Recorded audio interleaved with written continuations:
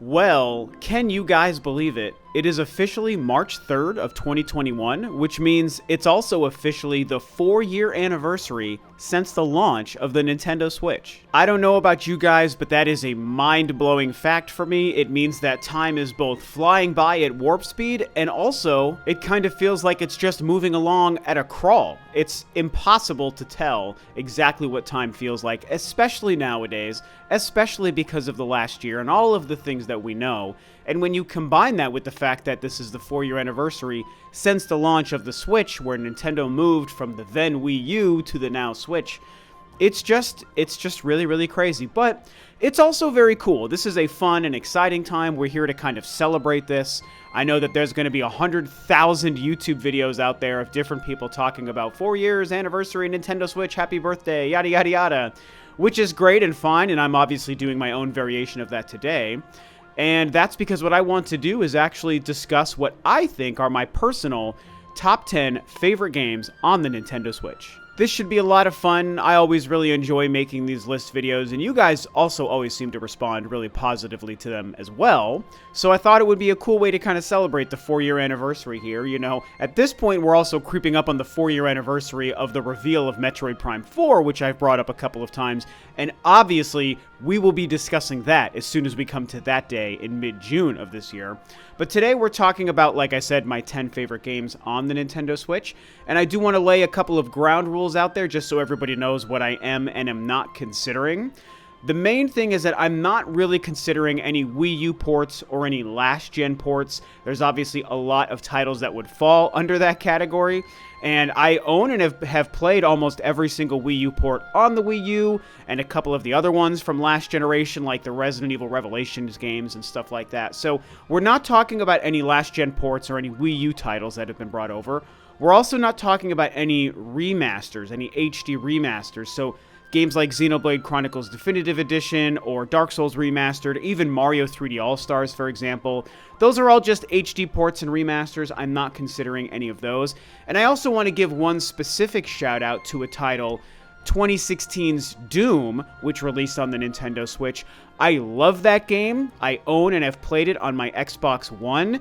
And if I had played it on the Switch, it would almost for sure make my top 10 list, but because I didn't play that game on the Switch, I've decided to just not include it on my own list of my 10 favorite games. And with all that said, we're going to start off with number 10, and for myself, my 10th favorite game currently on the Nintendo Switch is Splatoon 2. Now, the thing about Splatoon 2 on the Switch is that, as a lot of us know, there's not a whole lot different about Splatoon 2 when you compare it to the original Splatoon on the Wii U. And I think the original Splatoon was fantastic. What a great surprise smash hit that was on the very low-selling Nintendo Wii U. I mean, Nintendo deserves a lot of credit for what they did with that title, and it was a ton of fun. And I even prefer some aspects of the Wii U version, mostly being the fact that the gamepad actually served a function. I loved the real-time map. I loved using the gamepad to warp around the map, as opposed to Splatoon 2, where you just hold a button to pull up a menu and you kind of use the motion to pick where you want to go. That works fine, but I really liked the Wii U's gamepad version of that. That being said, Splatoon 2 was still a nice, solid, fun expansion on what the original Splatoon was. And I'm somebody who does like competitive shooters online, games like Gears of War and Call of Duty and Halo, and I love that Nintendo's version of that became this kind of fun, lighthearted, painting, splatting, coloring kind of weird party fest game that is so addictive and so much fun. The core gameplay concepts are both so simple, but also weirdly complex, which makes it so addicting, and every time you finish a match, you just want to do one more. Splatoon 3 is now announced and coming out sometime next year in 2022, so it's a great time to start enjoying the Splatoon games if you've never played them. For myself, I think these games are fantastic, so Splatoon 2 is my 10th favorite game on the Switch. Coming in at number 9, oh boy, we're about to get controversial, and I know I'm going to get the hate comments, but you guys have heard me talk about this game numerous times, so if you're familiar with my tastes and opinions, you might already see this coming. But my 9th favorite game on the Nintendo Switch is Super Mario Odyssey. And of course, that's going to be controversial because people love and adore this game. Some people think it's a 10 out of 10. Some people call it their favorite game on the console. Some people call it their favorite Mario game that's ever been made. And I'll tell you guys, all of those opinions to me are totally justified. I get it. Mario Odyssey is a very, very good game. I mean, it's making it on this list for a reason, because it's a great game. There's a ton of killer games on the Nintendo Switch, so to make this top 10 at all means you're a really great game.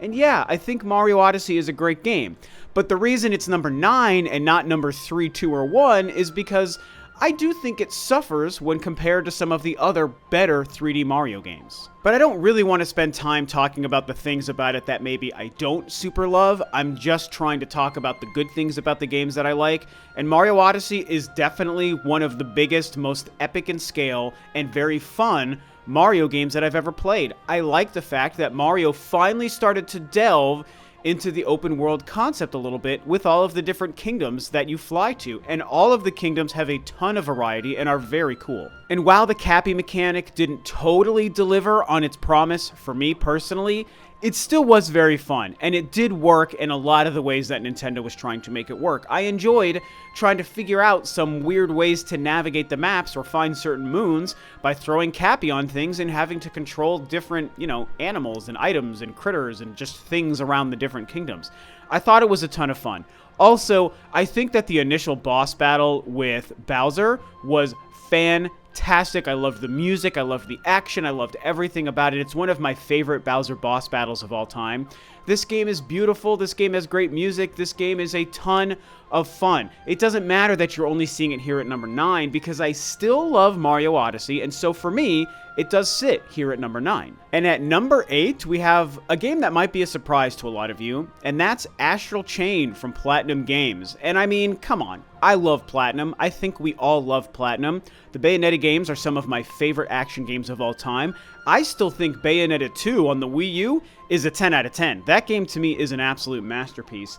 And what they achieved with Astral Chain on the Nintendo Switch is fantastic. The game is beautiful. I love the environments. I love the setting, the tone, the atmosphere, the characters, the crazy, wacky, out there story. And then, of course, the gameplay and the combat. Now, I will admit, the combat does get a little bit confusing, so I think they maybe have some refining to do if and when they ever make a sequel to this game. And as I talked about when the game came out, I do think that this is a title that kind of really needs a jump button, The game is very well designed, so it's still a blast without the jump button, but I really think that the combat would be aided with the ability to jump, so I'm just throwing that one out there. But that aside, I still think the combat is absolutely fantastic. It's very difficult and confusing to master, but when you're in those big crazy boss fights and you actually you just zone out and you really tune in with the combat, it can kind of become euphoric. And it's just a great, great, great action game. One of the best action games of the past decade. And I love that it's an awesome exclusive title to the Switch, and I hope that there's more in store for the future of this. I would love to see an Astral Chain 2 and to see this continue. With any luck, they're working on that right now. So I can't recommend this game enough. Astral Chain is amazing, so for me, it comes in at number 8. At number 7 is a title that I almost ranked higher on this list, but make no mistake, I still adore this game, and it's Luigi's Mansion 3. And this is really fun for me because I have such amazing and wonderful memories of playing the original Luigi's Mansion on the Nintendo GameCube. And, full disclosure, I'm an old man, as you guys know, quote-unquote old man. I'm kind of having fun there. And so when the GameCube came out in 2001, I was 20 going on 21. So I was, I wasn't like a kid or a teenager like maybe a lot of you guys out there when Luigi's Mansion came out. I was like an adult in my 20s living in my second apartment with a roommate. And that game came out, the GameCube came out, and I traded in my 64 to get a used GameCube because they were impossible to find. And playing the original Luigi's Mansion, that game was so beautiful, it was so much fun. I don't know, I can't describe it. I have incredible lifetime memories of playing the original Luigi's Mansion. So I was excited for Luigi's Mansion 3 to come to the Switch, and I have to say, it delivers completely. It did everything right. And I think Dark Moon on the 3DS is a very good sequel, but Luigi's Mansion 3 is by far the closest to capturing the magic of the original game there is. I love the visuals, I love the gameplay, I love the additional tweaks and the items and everything about the exploration. The story was kind of a fun thing with the hotel that turns into a mansion and the different floors have different themes. I mean, I could just rave about this game forever. I think it's absolutely amazing, so for me, it comes in at number 7. And at number 6 is another possible surprise for some of you guys, which is Octopath Traveler. And I know, I'm not a big JRPG fan. I'm not a big RPG fan. Many of you may be familiar with that. So it might be kind of surprising to see, you know, such a JRPG kind of experience so high on my list here, but I don't know, man. I mean, I've mentioned it in the past. I just think this game is an absolute delight. This game shocked me so much. I mean, from the visual style to the crazy story and the awesome combat system, this game just appeals to me. In fact, if you're going to make an RPG appeal to me, this is how you have to do it. Because what I will admit is that I know about this game, which is that it's pretty simple. In terms of RPGs, this game is nice and simple. There's only a couple of meta systems within it, and they're all very easy to understand. Some RPGs get really crazy and out there with so many different meta systems, and you spend a ton of time in menus, and there's 100 different elements to prepare for before every battle you go into for each party member, and I'm like, yo, I don't have time for this. I don't like this. It's too complicated and confusing for me. It makes me feel stupid. But Octopath Traveler did not do that. I love the simple combat system, I love the visuals, and I love everything about this game.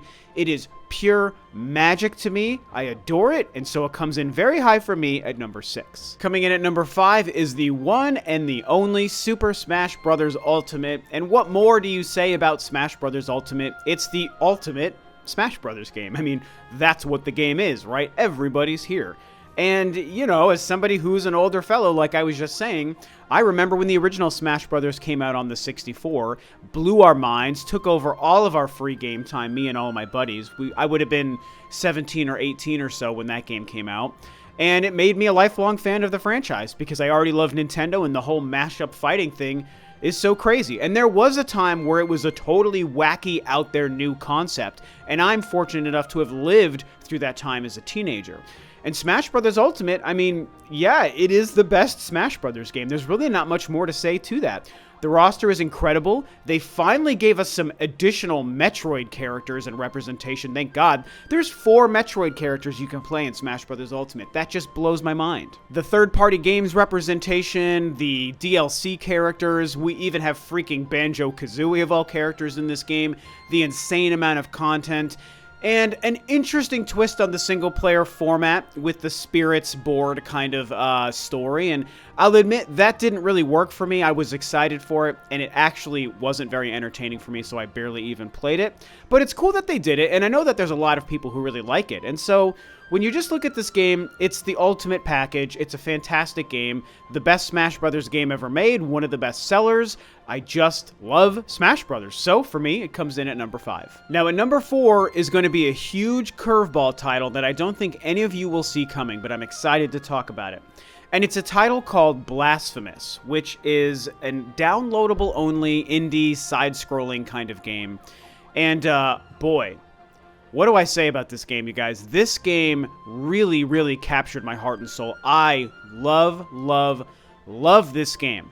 I've likened this game to if Castlevania and Dark Souls and Dead Cells, if all 3 of those franchises came together and had a baby, it would be Blasphemous. This game is available on multiple different platforms. It is not exclusive to the Nintendo Switch, but I think it's fantastic that it exists on the Switch, and I just love it to death. I do love the Dark Souls franchise. I thought Dead Cells was fantastic. I mean, I just love the genre this game fits in. I'm also a big fan of the dark imagery and the macabre sort of setting and atmosphere that this game is going for. The gameplay is great. It's very difficult, very hard combat, and it requires you to spend time getting good at it and learning the attacks and counterattacks and the parries of your enemies and your bosses. It's got a very unique and interesting leveling up system. And it's just a beautiful game that tells a really crazy, weird, dark story that has awesome combat, and I just love this game. It obviously won't be for everyone, and for a lot of people who try it, you might find out that it's too hard for you to stick with, and I understand it because it is trying to be hard in that specific kind of way. But for me, it was hard in a way that I enjoyed, and I just couldn't put it down until I completed it, and I even restarted it again last year because it's so good. So I recommend it to people who maybe know what they're getting into and like some of the franchises that I likened it to. It's very high on my list for a reason. It's an amazing, wonderful masterpiece. So for me, Blasphemous comes in at number 4. Coming in at number 3, we very fittingly have Fire Emblem Three Houses. And this is another one that I think would be a huge surprise for a lot of people, and it even surprised me as I went through the list, and I realized just how highly I wanted to rank Fire Emblem Three Houses, because it is another very hardcore, Japanese-inspired RPG kind of experience. But here's the thing. I am a Fire Emblem fan. This is another franchise in the RPG kind of genre that does work for me. And part of it is just that Nintendo magic. They know how to create a game in this genre in such a way. And the characters and story are obviously the hook, along with the really addictive gameplay. And look, I liked Fire Emblem Awakening, I liked Fire Emblem Fates, but I did not expect to like Three Houses as much as I did. But this game, and the incredible cast of characters and their insane personalities and stories, just hooked me in such a special way. I mean, I've got this game ranked higher than games like Super Smash Bros. And Luigi's Mansion and Super Mario Odyssey. I mean, that's crazy to me. But it really is that good. And again, I also think it's the most fun and addictive tactics gameplay they've ever made. I also love the graphics and the visual style. I like the fact that there's the sections in between missions where you can actually physically move about the world. And I don't know, I just could rave about this game. I've only played it once. I played Golden Deer because Claude and Golden Deer is the best and you can never change my mind. But one day I will probably go back and try some of the other campaigns as well. But even with the one campaign under my belt, I still love it this much. So I obviously could talk about this game forever. I love it to death. Fire Emblem Three Houses comes in at number 3. Coming in at number 2 is a little bit of a cheat, but it's my list and I can do what I want with my list. And that is going to be the 2 Ori games, which of course is Ori and the Blind Forest and Ori and the Will of the Wisps. And I didn't want to separate these games out and take up 2 slots on the list, and I also didn't want to leave one out because that would be a lie. Like, they're both so good they would make it this high. And so yeah, these 2 games come in at number 2, you guys. To me, these are the second best games that you could play on the Nintendo Switch. Again, just according to my opinion, you know. They're not Nintendo games, they're not exclusive, but they are that good. These games are in the Metroidvania sort of category, and obviously you guys know I would love a Metroidvania title. And I've said it before, and I'll say it again, I think these 2 games are the best Metroidvania games ever made. Meaning they're the best games that are not a Metroid or a Castlevania game. The gameplay, the combat, the exploration, the maps, the graphics, the music, I mean, heck, even the story. They're so fantastic in these 2 games. And when I say the story, I need to mention how emotional these stories are with no real dialogue. I mean, you get noises and sound effects and there's a narrator with text because it's not speaking, you know, English or human language. But these stories really hit you. They are emotional. Ori and the Will of the Wisps kind of almost made me tear up at one point when I played it. I mean, these games are just so much fun, and I think that they have nailed the feeling and the essence of all the backtracking and all of that is part of the Metroidvania formula better than any other game in any other franchise. These 2 games are pure art in the purest sense of the word, and they nail every single aspect of making and playing a game you can. These 2 games, to me, 10 out of 10. Love them to death. The best Metroidvania games ever made. We are very lucky they're both available on the Nintendo Switch, so I recommend that you play them. These games come in for me at number 2. And so now, here we are at number 1, and it's going to be no surprise to anybody. Process of elimination means you know what this title is, and isn't it fitting that the first game on the Nintendo Switch is also the best game on the Nintendo Switch, which is, of course, The Legend of Zelda: Breath of the Wild.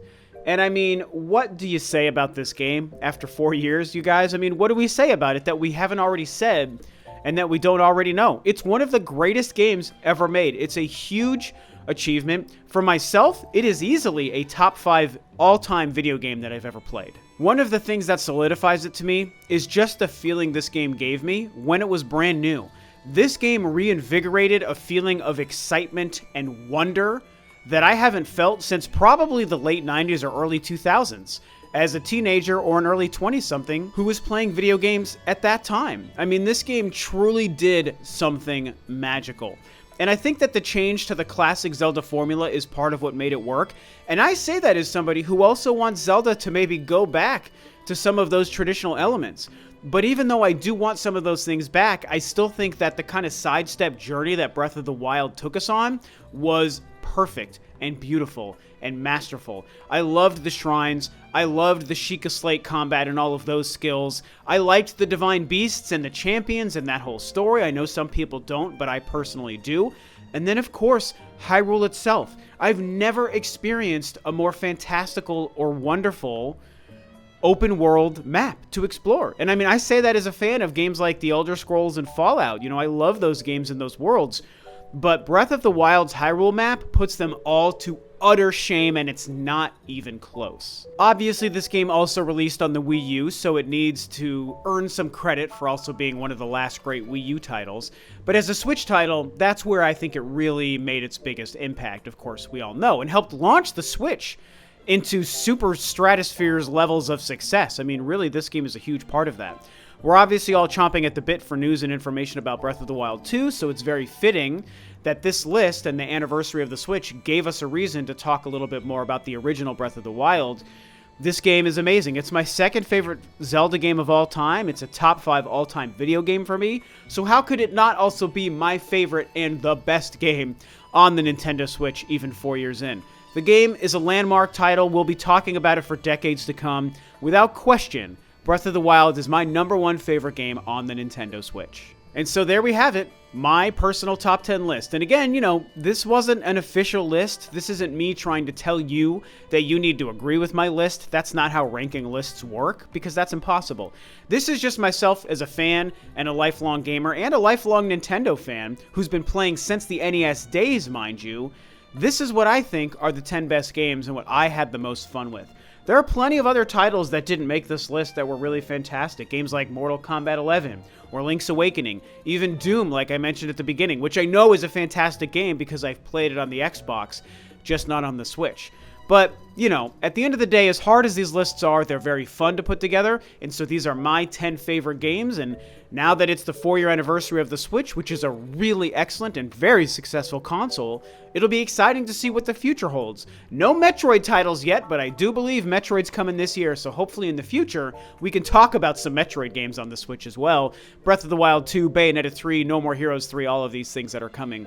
It's an exciting time for sure to be a gamer and a Nintendo fan and a Switch fan, so happy birthday to the Nintendo Switch. Thank you for 4 awesome years so far of some good gaming and Nintendo fun times. And with that, this video, of course, is a wrap. Share your thoughts below on my list. And, of course, rank your own 10 favorite Nintendo Switch games below in the comments.